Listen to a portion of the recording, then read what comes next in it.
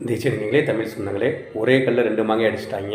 எப்படின்னா, ஆர்எஸ்எஸோட கை கோர்த்து பிஜேபி என்ன பண்ணுறாங்கன்னா, மகாராஷ்டிரா தேர்தல் தான் மிக முக்கியமான தேர்தல். ஏன்னா வர்த்தக தலைநகரம், அது இல்லாமல் ஜிஎஸ்டி அதிகமாக செலுத்தக்கூடிய மாநிலம், அது இல்லாமல் இந்துத்துவா பெல்ட் உள்ள மாநிலம், அது இல்லாமல் நாக்பூர் தலைமையிடமாக கொண்ட ஆர்எஸ்எஸ் இயங்கக்கூடிய மாநிலம்.